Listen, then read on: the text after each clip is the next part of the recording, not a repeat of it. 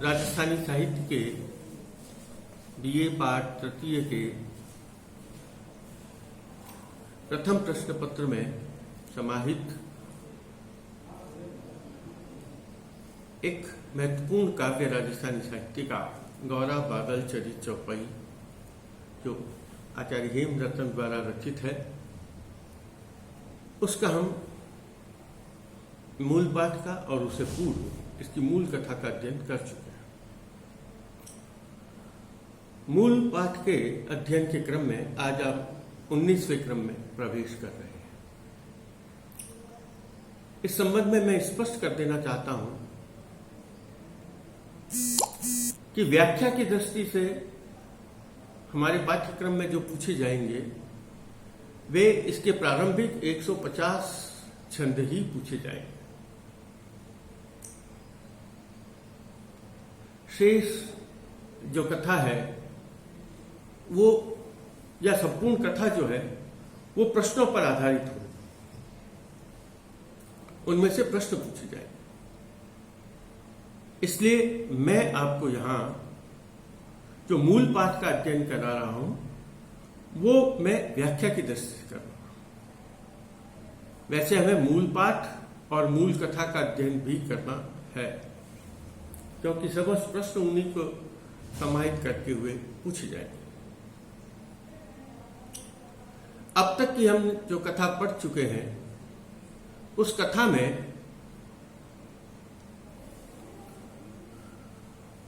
हमने ये देखा कि जब ये ग्रंथ प्रारंभ होता है तो मंगलाचरण में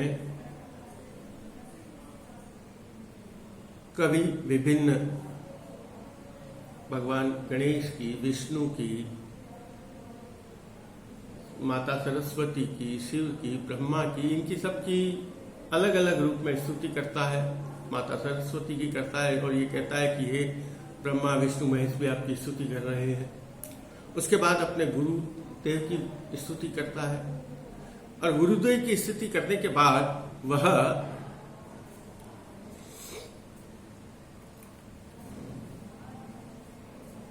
राजा अपने राजा रतन सेन का, उसके राज्य का और उसके राज्य में जो दो वीर थे गौरा और बादल, उनके चरित्र का संकेत करता है और यह कहता है कि उन्होंने जो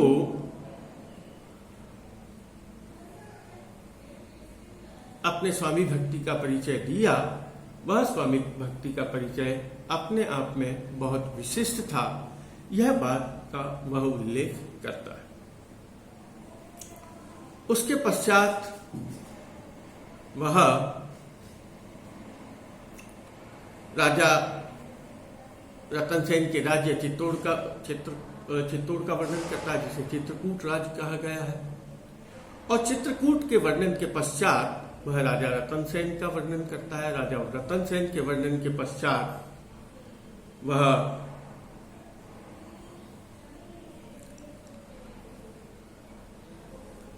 राजा रतन सेन के वर्णन के पश्चात वह प्रभावती का वर्णन करता है, जो राजा रतन सेन की पटरानी है। प्रभावती के वर्णन के पश्चात वह उनके बीच जो संवाद होता है उस संवाद का वर्णन करता है। संवाद के वर्णन के बाद राजा रतन सेन का जो रानी के साथ भोजन के प्रसंग में जो विवाद होता है उस विवाद का भी वर्णन किया गया है। उस विवाद में यह बतलाने का प्रयास किया है कि राजा रतन सेन को जब भोजन पसंद नहीं आता है तो रानी को वो बात कहता है। तब रानी बड़े अभिमान के साथ ये कह देती है कि यदि आपको मेरा बनाया हुआ भोजन पसंद नहीं है तो आप जाओ किसी और के हाथ का भोजन करो, या जाओ जाओ जाओ परनो कोई पद्मिनी, जाओ किसी पद्मिनी से विवाह करो। अमी भोजन जिमा रात जाना नहीं है, मैं किस भोजन बनाना जानती नहीं, इसलिए जाओ किसी पद्मिनी के हाथ का भोजन करो। जब राजा को वह ये चुनौती दे देती है तब वह राजा रतन सेन उसी समय भोजन को छोड़कर उठ जाता है और रानी पद्मिनी के विवाह के संकल्प को लेकर राज्य को भी छोड़ देता है। अपने साथ एक खवास को लेकर वह चलता है।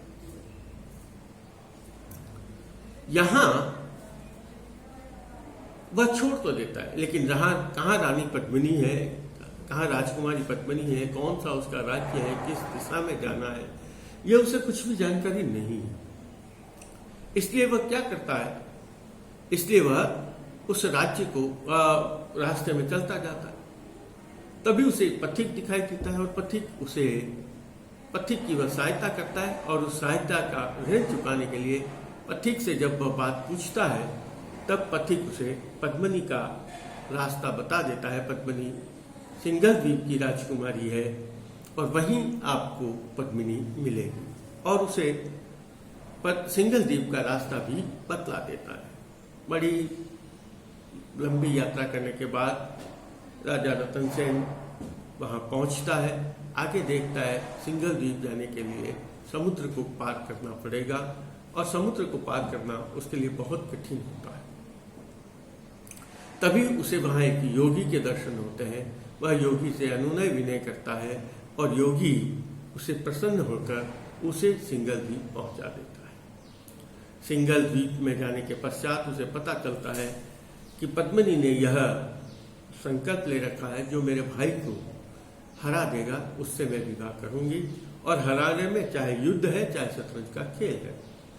राजा रतन सेन शतरंज के खेल को चुनता है और शतरंज के खेल में वह सिंघल द्वीप के स्वामी को हरा देता है और विवाह हो जाता है और विवाह होकर वापस वे चित्तौड़ लौट जाते हैं।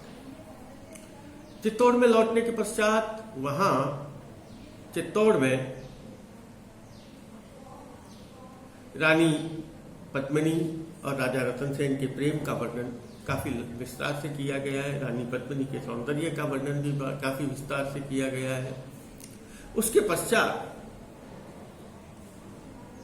एक घटना घटित होती है कि राजा रतन सेन एक दिन अपने महारानी पद्मिनी के साथ अपने उसके निजी कक्ष में होता है।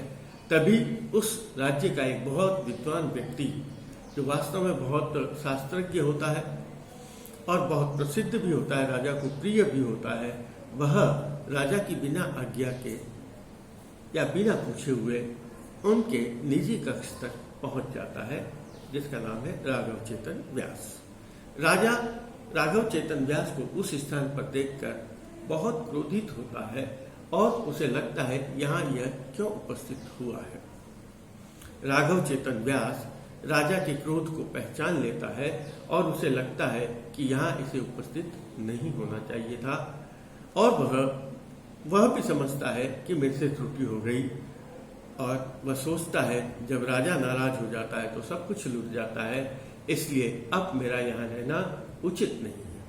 और वह उस स्थान को छोड़कर अपने परिजनों को धन इत्यादि लेकर उस राज्य का त्याग कर देता है और जाते जाते दिल्ली पहुंच जाता है।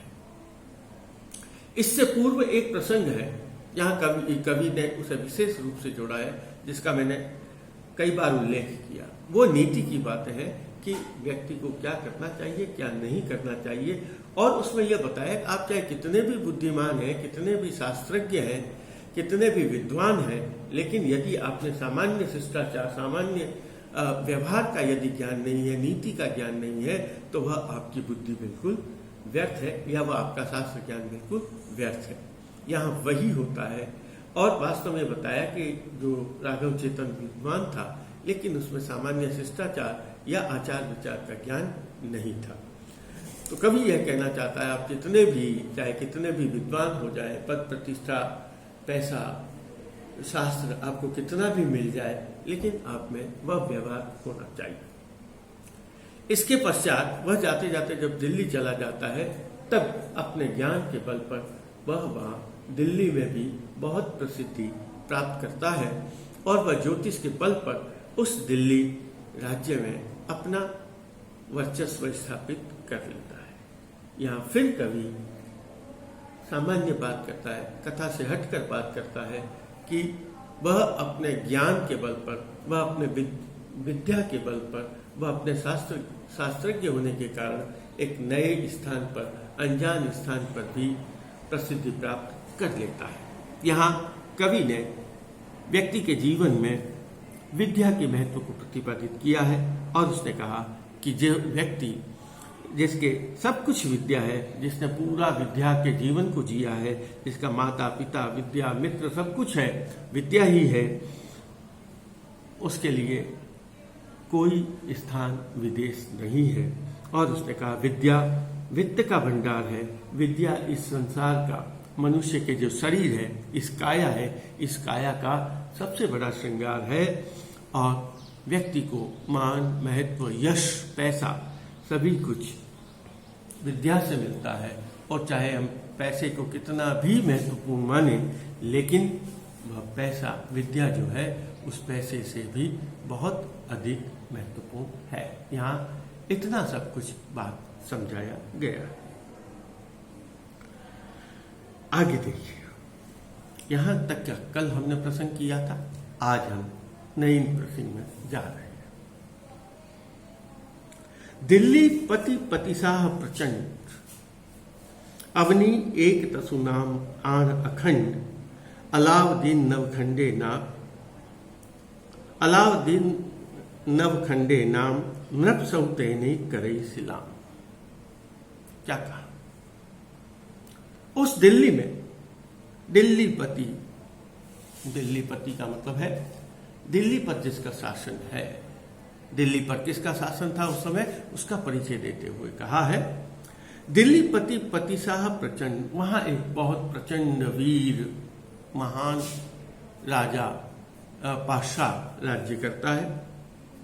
और अवनी एक तसु आन अखंड, और उसकी पूरी इस पृथ्वी अवनी पर, पृथ्वी पर, इस पूरे भूखंड पर उसका एक अखंड राज्य है। उसकी सार्वभौमिकता अखंड है। सार्वभौमिकता अखंड होने का मतलब है वो इस पूरे भूखंड पर स्वतंत्र प्रभु बादशाह के रूप में राज्य करता है। अवनी एक तसु आन अखंड, अलाउद्दीन नवखंडे नाम। और उसने कहा वो अलाउद्दीन उसका एक नाम है। 9 खंडों में उसका बहुत बड़ा नाम है। तो उसने कहा 9 खंडों में उसका नाम बहुत विस्तार है, जो उपाधियां वगैरह है इसका। और नाम का मतलब है उसे बहुत सारी उपाधियां मिली हुई है और उन उपाधियों के आधार पर वह बहुत ही प्रसिद्ध है और उसका बहुत नाम विख्यात है। नृप सौतेने करे सलाम। और उसके अधीन और वहां जितने भी राजा, नृप सहु, नृप यानी राजा, नृप सहु यानी सभी, तेने करें सिलाम। सिलाम का मतलब प्रणाम करना, नमस्कार करना। और जितने भी राजा हैं वे राजा उस अलाउद्दीन खिलजी के सामने सर झुकाते हैं। नृप सहु तेने करें सलाम। एक छत्र धरी सगली धरई। उसने इस धरती को एक छत्र रूप से धारण कर लिया है। एक छत्र धर सगली धरई। उसने पूरी पृथ्वी को, पूरी सृष्टि को एक छत्र में धारण कर लिया है। एक छत्र धर सगली धरई, सुर नर सहु को दिन थी डरी। देखिए कितनी बात कही। कवि है, कवि की कल्पना है और उसके भय को, उसके वेग को, उसके वीरता को समझाने के लिए कहा है कि उसने जब एक उस पूरे भूखंड पर एक छत्र राज्य स्थापित किया है और सभी उससे डरते हैं, उससे भयभीत होते हैं। और उसने क्या कहा? सुर नर सहु को तिनती डरी। मनुष्य तो क्या, देवता भी उससे डरते हैं। सुर नर सहु को तिनती डरही, अवनी तणु अधिकु अभिलाष। और उसके पास जितना राज्य है, जितना राज्य है, अवनी तणु अधिकु अभिलाष, जितना उसके पास राज्य है उस राज्य से भी अधिक भूमि की उसे अभिलाषा है, उसे इच्छा है। कि मेरा राज्य और विस्तार हो जाना चाहिए। अभिलाष, अभिलाखू का मतलब, अभिलाष का मतलब है अभिलाषा। उसे बहुत विस्तृत राज्य की अभिलाषा है। वह चाहता है कि उसका साम्राज्य बहुत विस्तृत होना चाहिए। अवनी तनु अधिको अभिलाष, लश्कर तसु नव त्रिगुणाला। देखिए कितना कहा, लश्कर कहते हैं सेना, लश्कर तसु उसकी जो सेना है, नव त्रिगुणा 9 × 3, 9 के तिगुने, इतनी लाख उसकी सेना है। 9 का तिगुना कितना हो गया? 27 लाख, 27 lakhs। उसकी सेना कितनी है? उसके पास 27 लाख की सेना है। यहां तक तो उसने अलाउद्दीन खिलजी का वर्णन किया। अब वह आगे वर्णन कर रहा है। तेणीते सुनियो ब्रह्मण गुणी, उसने उसके पास उस ब्राह्मण की कीर्ति पहुंचती है। जहां पहले कौन है ब्राह्मण? राघव चेतन व्यास। और उसने कहा ना, गांव माई हुई प्रसिद्ध, ज्योतिष निमित्त घणो जस लेख। वहां गांव, मैंने आपको कहा उस राज्य को गांव का स्थान नाम दिया है, क्या लोग रहते हैं उसको गांव का नाम दिया है। तो वहां जब वह प्रसिद्ध हुआ तो उसकी प्रसिद्धि कहां तक पहुंच गई? बादशाह के महल तक पहुंच गई, बादशाह के गढ़ तक पहुंच गई। और वहां उसने सुना, बादशाह ने, तिणीते सुनियो बम्पन गुणी, क्या एक बहुत गुणी गुणवान ब्राह्मण आया है। तिणीते सुनियो बम्पन गुणी, तेरा व्यू दिल्ली नहीं धनी। और उस दिल्ली, दिल्ली सब लिखा है, दिल्ली का, तेरा व्यू दिल्ली नहीं धनी। और उस दिल्ली के स्वामी ने उसको बुलाया, अपने यहाँ आमंत्रित किया, आप राज्य महल में उपस्थित होइए। आगे वाली लाइन, आगे वाली पंक्ति देखते हैं। व्यास जाई दीदी आशीष। पहले राज्यों में साधु, संन्यासी, संत, ब्राह्मण और चारण और गुरु, साधु, सन्यासी, संत, ब्राह्मण, गुरु और चारण के रूप। जब ये किसी राज्य दरबार में उपस्थित होते थे तब ये राजा को प्रणाम नहीं करते, ये जाकर आशीर्वाद देते थे।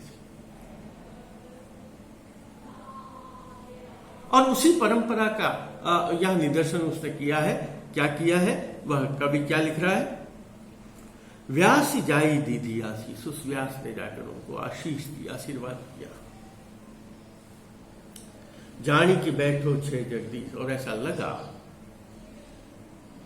उन्हें ऐसा अनुभव हुआ कि जैसे ये कोई सामान्य राजा नहीं है, बल्कि संपूर्ण जगत का स्वामी उस सिंहासन पर बैठा हुआ है। व्यास जाई दीदी आशीष, जानी के बैठो छे जगदीश। उसे लगा कि मानो यहाँ यह कोई साधारण शासक नहीं, साधारण बादशाह नहीं, बल्कि संपूर्ण सृष्टि का, इस संपूर्ण जगत का ईश्वर बैठा हुआ, जगदीश बैठा हुआ। व्यास कहा तसु कवित्त अनेक। वो जब वहां गया उसे अनेक कविताएं सुनाई, कविताएं सुनाई, छंद सुनाए। सभा सहित रिझियु सविवेक, और वह विवेक, बहुत बुद्धिमानी लोग वहां और भी लोग उपस्थित थे, और वे सभी लोग उस राघव चेतन व्यास के इस प्रकार काव्य सुनाने से बहुत प्रभावित हुए, रीझ गए। आगे ही थो ब्राह्मण गुणी, और वैसे तो वो था ही, ज्यादा गुणवान तो था ही। आगे ही थो ब्राह्मण गुणी, वह ब्राह्मण बहुत गुणवान था। पातशाही दी पहराम, और बादशाह ने उसे बहुत सिरोपाव, मान सम्मान, पैरामनी, रुपया, धन, दौलत, वो सब कुछ उसे दिया। पैरावनी, हम लोग राजस्थान के लोग पैरावनी समझते हैं। मायरा भरा जाता है, जब पैरावनी दी जाती है जिसमें वस्त्र, आभूषण, गहने, रुपए सब कुछ दिया जाता है, वही पैरावनी। और जब जिस व्यक्ति को राजा सम्मान दे देता है तो बिल्कुल स्पष्ट है उस पूरे नगर में, उस पूरे राज्य में उसका सम्मान हो जाएगा। तो यहां भी क्या हुआ, मान मुहत बधियो कुरमाई। अरे साहब, ये तो कौन है? ये तो पंडित जी ऐसे हैं जिनको बादशाह ने भी सम्मानित किया है, तो उसका उस राज्य में उसका सम्मान बढ़ गया। मान मुहत बधियो कुरमाई, पूछे तेरी नितु पतिसा। और बादशाह भी उसे रोज पूछ पूछ कर क्या हाल है, क्या स्थिति है, उससे बुलाता है। पूछ तेड़ना का मतलब बुलाना, और उसे अपने दरबार में बुलाते हैं। उलगता टूठो अवनीश। उलग कहते हैं, अब तक जो प्रवासी था वो दिल्ली का रहने वाला नहीं था, वह प्रवासी था। तो उलगता टूठो अवनीश। अवनीश कहते हैं पृथ्वी का जो मालिक, अवनी पृथ्वी और ईश यानी राजा। टूठो का मतलब मेहरबान होना, कृपा कर देना, आशीर्वाद देना। टूठो बहुत खुश होना उस पर और खुश होकर सब कुछ देना। उलगता टूठो अवनीश। अभी तक जो बिल्कुल सबसे अनजाना था, कोई उस राघव चेतन व्यास को नहीं जानते थे, उस राघव चेतन व्यास पर राजा बादशाह अलाउद्दीन खिलजी बहुत प्रसन्न हो गया। पुगी राघव तनी जगीश। और इस संसार में उसकी कीर्ति फैल गई। राघव तनी, उसकी यश की कीर्ति इस पूरे राज्य में फैल गई। वास्या ग्राम ग्रास देखना, उसे बहुत बड़ा गांव आदि दिए गए। राघव चेतन बेही, या थोड़ा सा एक संकल्प है, बेही शब्द है शायद कोई संपादन में कोई अलग लिखा। राघव चेतन जो व्यक्ति था वह, उसे बहुत ही मान सम्मान देकर रखा गया। पस्सा पासे नित रहे। वह राघव चेतन व्यास बादशाह के पास, बादशाह के साथ ही रहता है, उसके पास रहता है। राघव कवित्त कथा नित कही। और वह रोज राजा रतन सेन, वह राघव चेतन व्यास जो अब तक राजा रतन सेन का प्रिय था, अब वह दिल्ली के सम्राट, दिल्ली के बादशाह अलाउद्दीन खिलजी का प्रिय बन गया। और वह हमेशा राजा, जो दिल्ली का राजा है बादशाह अलाउद्दीन खिलजी, उसके साथ ही रहता है। धन्यवाद।